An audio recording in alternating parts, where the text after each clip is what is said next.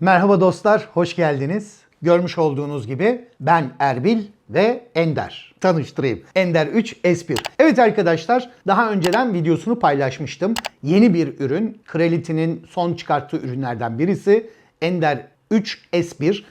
Bunun videosunu şuradan izleyebilirsiniz. Gayet hoşuma giden bir makineydi. Bu makinenin artı özelliklerinden birisi de lazer bağlanabiliyordu. Şimdi bununla ilgili lazer nasıl bağlanıyor onu göstereceğiz. Hadi şimdi ona bakalım.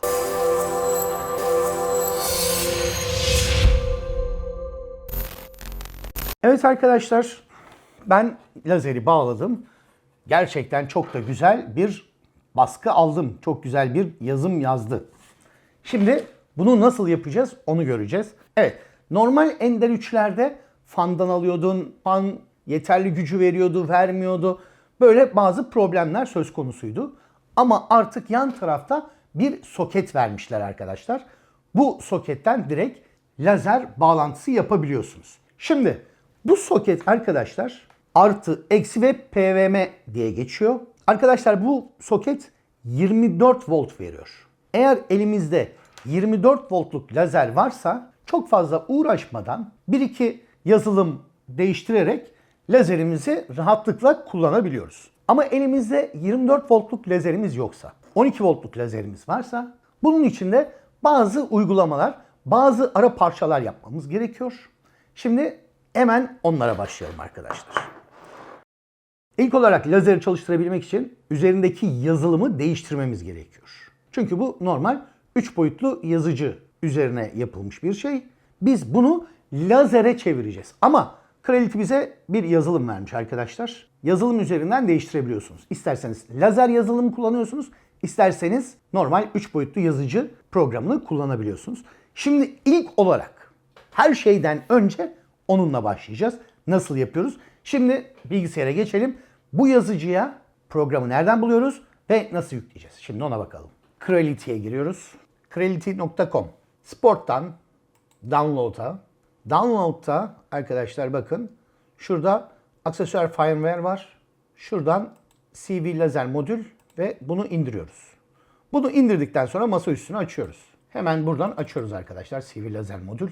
Ekranımızı şu şekilde bir update ve privat 2 tane dosya karşılıyor bizi. Hemen ilk olarak arkadaşlar büyük SD'yi takıyoruz. Şunu bir biçimlendiriyoruz. Nasıl biçimlendiriyoruz?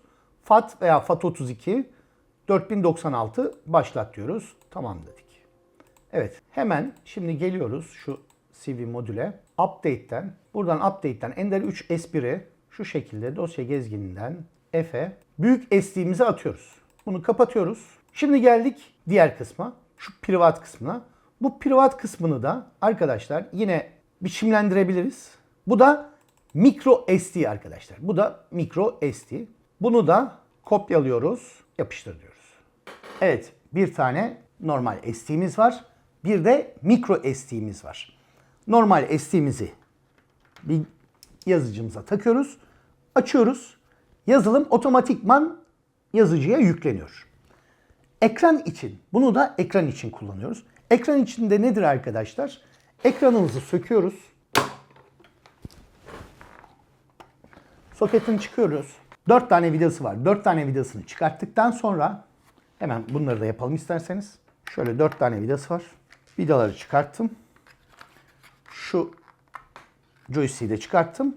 Kapağını çıkarttık arkadaşlar. Görmüş olduğunuz gibi içeride ekran görünüyor. Hemen bu micro SD'yi şuradan bakın şöyle şu şekilde. Ondan sonra soketini takıyorum ve yazıcımı açıyorum. Şöyle mavi bir ekran geliyor. Zaten altta yükleme geliyor ekranın. Evet, Creality yazısı geldi. Şimdi kapatıyorum arkadaşlar. Şu SD kartı çıkartıyorum. Tekrardan açıyorum. Evet. Şu an geldi. Hemen bir bakalım isterseniz. Bakın arkadaşlar. Kontrole geliyoruz. Kontrole bastık. Şurada bize diyor lazer veya bakın şu an lazer moduna geçiyorum. Confirm. Bakın kontrol yazıcı moduna geçmiş olduk. Yani şu an yazılımı yükledik. Yazılım çalışıyor. Şimdi devamına gelelim. programımızı yükledik. Şu an programımız, her şeyimiz hazır. Şimdi lazer kısmına geçeceğiz. Bunun için de ilk etapta extruder'ı sökmemiz gerekiyor. Extruder'ı sökmek gayet basit. Şurada 4 tane vidası var. Zaten bunu takarken mutlaka görmüşsünüzdür nasıl takıldığını, nasıl söküldüğünü. İlk olarak arkadaşlar hafif bir şekilde bastırıyoruz ve soketimizi çıkarıyoruz. Ondan sonra yanda 4 tane vida var demiştik. Bu vidaları söküyoruz. Evet, extruder'ı söktük. Hemen bir kıyıya, köşeye koyuyoruz. Şöyle bir parça ben dizayn ettim. Bu parça nasıl bir parça? Aşağıda STL'sini paylaşırım. Şu şekilde buraya herhangi bir lazeri koyuyorsunuz.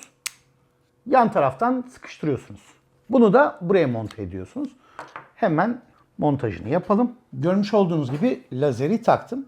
Buraya istediğiniz her türlü lazeri takabilirsiniz. Bu parçayı vidayla geçiriyorsunuz ve yan taraftan bir metrik 3 bir vida ile sıkıştırıyorsunuz. Şu an sıkılığı gayet sağlam bir şekilde oldu. Şimdi gelelim bağlantı kısmına. Eğer lazeriniz 24 voltsa sadece şöyle üçlü bir kablo yeterli oluyor. Bunu lazer yerine takıyorsunuz. Bunu da lazere takıyorsunuz. Ondan sonra programa geçiyoruz. Lakin elinizde 24 voltluk lazer yok, 12 voltluk lazer var. Ne yapmalıyız bunun için? Tabii ki bunu da kullanabiliyoruz. Yine şu kablo, üçlü bir kabloyu alıyoruz. PWM'i hiç bozmadan arkadaşlar. Siyah ve kırmızıyı, yani artı ve eksiği kesiyoruz arkadaşlar. Evet, bunların artı ve eksisini kesiyoruz. Araya bir tane step down koyuyoruz. Yani 12 volta düşürecek bir step down koyuyoruz. Ve böylelikle ne oluyor? Artık işimizi görebiliyoruz. 12 voltluk bir lazeri rahatlıkla besleyebiliyoruz arkadaşlar. Step down'ları da biliyorsunuz. Yine 2 amperlik bir step down bu. Bir taraftan 24 veriyorsunuz. Diğer taraftan çıkışı 10 metre ile ölçüyoruz. Şuradaki küçük trim portlar var. Küçük bir tornavidayla tam 12 voltu ayarlıyoruz. Ondan sonra işlemimize devam ediyoruz. Bazı lazerlerde 3 soket var. Bazılarında 4 soket var.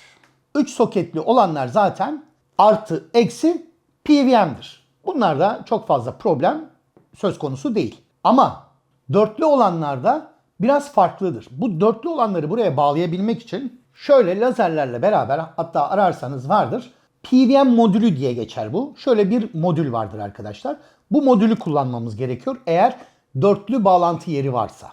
Evet, dörtlü bağlantı yerinde nasıl yapıyoruz? Şöyle 12 volt ground ve TTL buraya taktık. Bunu lazerimize takıyoruz. Bunu lazerimize taktık. Bu diğer ucu da arkadaşlar modüle taktık. Şu an açıyorum.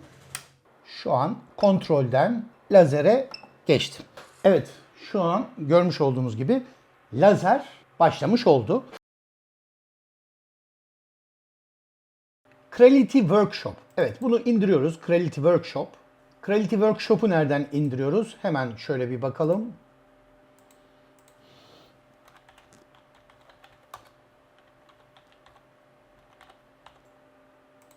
Evet, şuradan Creality Workshop'u indiriyoruz.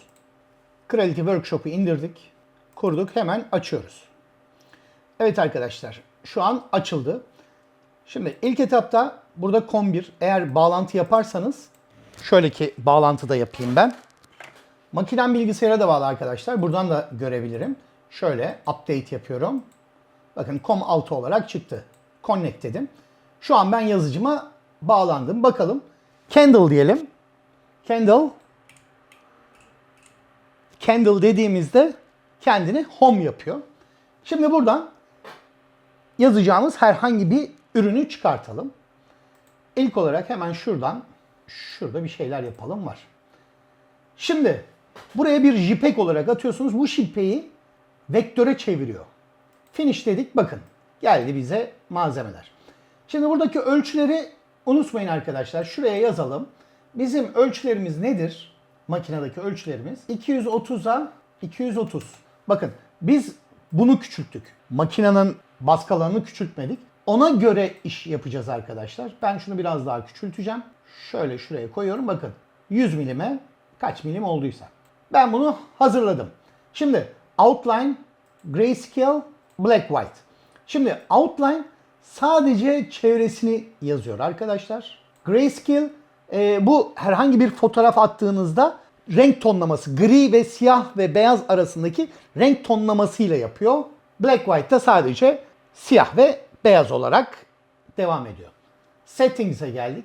Arkadaşlar burada normalde bu makine, bu programı ilk açtığınızda şurada M3 yerine M107 yazar. Bunu bu şekilde değiştiriyoruz. M3, lazer on, lazer off, M5. Şimdi hemen şunu biraz daha küçültelim isterseniz. Şöyle küçültelim, bir ufacıktan bir yazsın istiyorum. Black White yazsın. Tamam, her şey tamam. Bakın arkadaşlar, start'a başlıyor. Basıyorum. Lazer başladı şu an yazmaya. Yalnız çok derin yazıyor. Bunu da mesela şu an gücü çok fazla. 20 wattlık bir lazer. Bunun şu an gücü çok fazla, çok yakacak. Bunu da nasıl düzeltebiliriz arkadaşlar? Yine Export Settings'e geliyoruz. Bakın, lazer CNC Speed 20 diyor. Şunu şöyle yapalım. 80 yapalım. Bunu da 60 yapalım. Ve bunu pause yapalım. Candle diyoruz arkadaşlar. Kendini oto'ma çekti. Evet. Şimdi demin de dediğimiz gibi 80'e 60 yapmışız. Hemen start'a başlıyoruz. Eğer lazeriniz çok daha güçlüyse bu hızı arkadaşlar daha da hızlandırıyorsun. Lütfen arkadaşlar lazere normal gözlükle bakmayın. Kesinlikle lazer koruma gözlükleriyle bakın.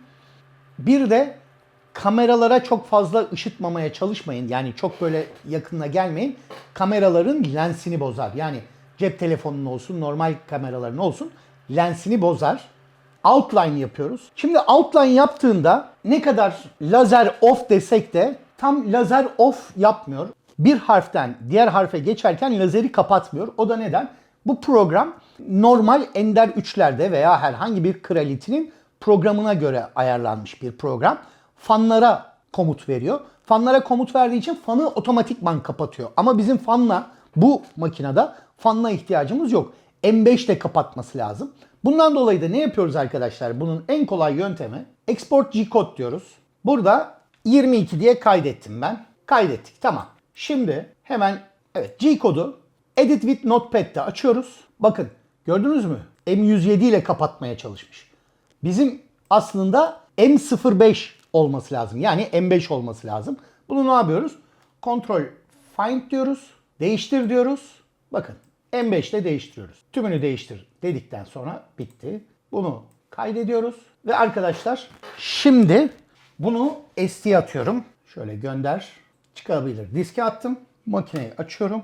Artık bir bağlantı ihtiyacımız kalmadı. Attım. Bakın arkadaşlar. Şöyle de olursa daha iyi görürsünüz. İlk baş oto'ma getirtiyorum. Ondan sonra arkadaşlar Engineering'den bakın 22 yapmıştık. 22'ye getirdim ve başlat diyorum. Evet, bunun haricinde başka bir program daha var. Hemen o programı da göstereyim. Arkadaşlar yine Creality'nin kendi download sitesine geliyoruz. Bakın şurada Creality Print var. Bu Windows'lar için, bu Mac'ler için bunu indiriyoruz. Hemen kurulumunu yapıyoruz. Evet, run diyoruz. Direkt bize geldi. İngilizce, evet İngilizce next. International next.